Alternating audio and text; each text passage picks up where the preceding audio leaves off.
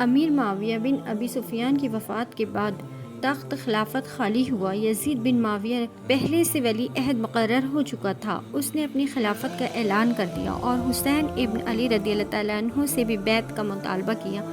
حضرت امیر المومنین علی رضی اللہ تعالیٰ عنہ نے کوفہ کو دارالخلافہ قرار دیا تھا، اس لیے وہاں اہل بیت کرام کے طرفداروں کی تعداد زیادہ تھی۔ انہوں نے حضرت حسین رضی اللہ تعالیٰ عنہ کو لکھا کہ آپ تشریف لائیے، ہم آپ کا ساتھ دیں گے۔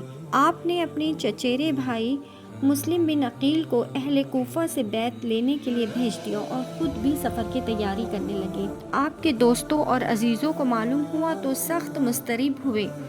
وہ اہل کوفہ کی بے وفائی اور زمانہ سازی سے واقف تھے، بنی امیہ کی سخت گیر طاقتوں سے بھی بے خبر نہ تھے۔ انہوں نے اس سفر کی مخالفت کی۔ حضرت عبداللہ ابن عباس نے کہا، لوگ یہ سن کر بڑے پریشان ہیں کہ آپ عراق جا رہے ہیں، مجھے اصلی حقیقت سے آگاہ کیجیے۔ حضرت حسین رضی اللہ تعالیٰ عنہ نے جواب دیا، میں نے عزم کر لیا ہے، آج ہی کوفہ روانہ ہوتا ہوں۔ ابن عباس بے اختیار پکار اٹھے، خدا آپ کی حفاظت کرے، کیا آپ ایسے لوگوں میں جا رہے ہیں جنہوں نے اپنے امیر کو بے دست و پا کر دیا ہے، دشمن کو نکال دیا ہے اور ملک پر قبضہ حاصل کر لیا ہے؟ اگر وہ ایسا کر چکے ہیں تو شوق سے تشریف لے جائیے، لیکن اگر ایسا نہیں ہوا ہے، حاکم بدستور ان کی گردن دبائے بیٹھا ہے، اس کے گماشتے برابر اپنی کارستانیاں کر رہے ہیں، تو ان کا آپ کو بلانا در حقیقت جنگ کی طرف بلانا ہے۔ میں ڈرتا ہوں کہ وہ آپ کو کہیں دھوکہ نہ دے اور جب دشمن کو طاقتور دیکھے تو خود آپ سے لڑنے کے لیے آمادہ نہ ہو جائے۔ مگر آپ اس طرح کی باتوں سے متاثر نہ ہوئے اور اپنے ارادے پر قائم رہے۔ جب روانگی کی گھڑی بالکل قریب آ گئی تو ابن عباس پھر دوڑے ہوئے آئے اور کہا، اے ابن ام۔ انہوں نے کہا، میں خاموش رہنا چاہتا تھا مگر خاموش رہا نہیں جاتا، میں اس راہ میں آپ کی ہلاکت اور بربادی دیکھ رہا ہوں۔ عراق والے دغاباز ہیں، ان کے قریب بھی نہ جائیے، یہیں قیام کیجیے، کیونکہ یہاں حجاز ہے، حجاز میں آپ سے بڑا کوئی نہیں ہے۔ اگر عراقی آپ کو بلاتے ہیں تو ان سے کہیے کہ پہلے اپنے مخالفین کو اپنے علاقے سے نکال دو، پھر مجھے بلاؤ۔ اگر آپ حجاز سے جانا ہی چاہتے ہیں تو یمن چلے جائیے، وہاں قلعے اور دشوار گزار پہاڑ ہے، ملک کشادہ ہے، آبادی عموماً آپ کے والد کی خیر خواہ ہیں، وہاں آپ ان لوگوں کے دسترس سے باہر ہوں گے۔ خطوں اور قاصدوں کے ذریعے آپ اپنی دعوت پھیلائیے، مجھے یقین ہے اس طرح آپ کامیاب ہو جائیں گے۔ لیکن حضرت حسین رضی اللہ تعالیٰ عنہ نے جواب دیا، اے ابن ام، میں جانتا ہوں تم میرے خیر خواہ ہو، لیکن اب میں عزم کر چکا ہوں۔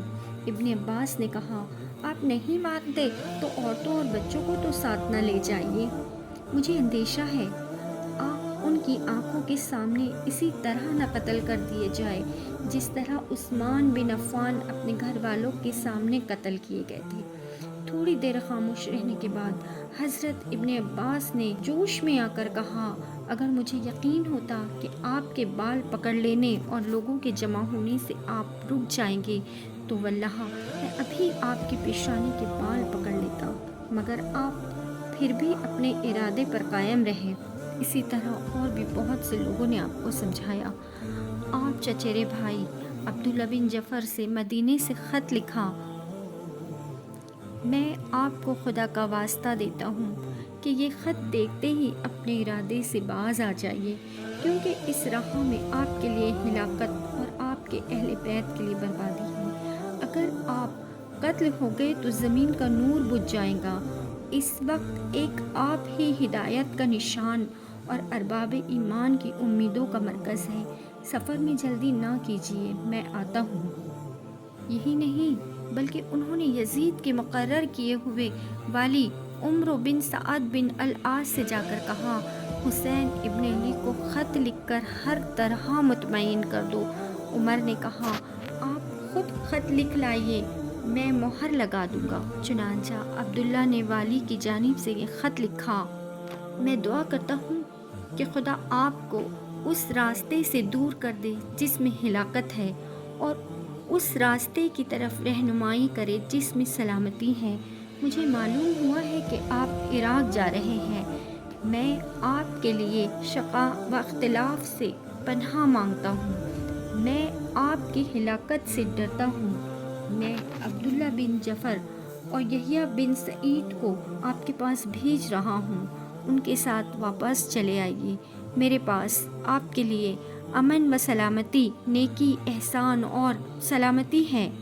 خدا اس پر شاہد ہے، وہی اس کا نگہبان اور کفیل ہے۔ مگر آپ بدستور اپنے ارادے پر جمے رہے۔ مکہ سے آپ عراق کو روانہ ہو گئے۔ صفحہ نامی مقام پر مشہور محب اہل بیت شاعر فرزوق سے ملاقات ہوئی۔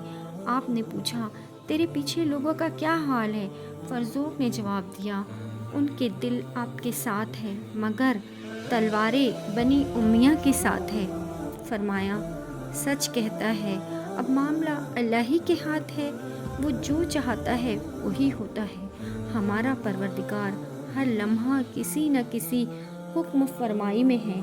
اگر اس کی مشیت ہماری پسند کے مطابق ہو تو اس کی ستائش کریں گے، اگر امید کے خلاف ہو تو بھی نیک نیتی اور تقوی کا ثواب کہیں نہیں گیا۔ یہ کہا اور سواری آگے بڑھائی۔ مسلم بن عقیل کے عزیزوں کی ضد۔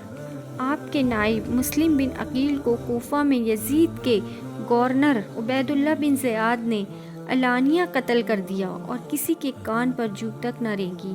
آپ نے سنا تو بار بار ان اللہ و انا الیہ راجعون پڑھنا شروع کیا۔ بعض ساتھیوں نے کہا، ابھی بھی وقت ہے، ہم آپ کے اور آپ کے اہل بیت کے معاملے میں آپ کو خدا کا واسطہ دیتے ہیں، للہ یہیں سے لوٹ چلیے۔ کوفہ میں آپ کا کوئی اور طرفدار اور مددگار نہیں ہے، سب آپ کے خلاف کھڑے ہو جائیں گے۔ آپ خاموش کھڑے ہو گئے اور واپسی پر غور کرنے لگی، لیکن مسلم بن عقیل کے عزیز کھڑے ہو گئے۔ واللہ ہم ہرگز نہ ٹلیں گے۔ انہوں نے کہا، ہم اپنا انتقام لیں گے یا اپنے بھائی کی طرح مر جائیں گے۔ ہم امید کرتے ہیں آج کی ویڈیو آپ کو اچھی لگی ہوگی۔ اسی طرح کی ویڈیو دیکھنے کے لیے ہمارے چینل کو ضرور سبسکرائب کریں۔ ملتے ہیں اگلی ویڈیو میں، جب تک کے لیے اللہ حافظ۔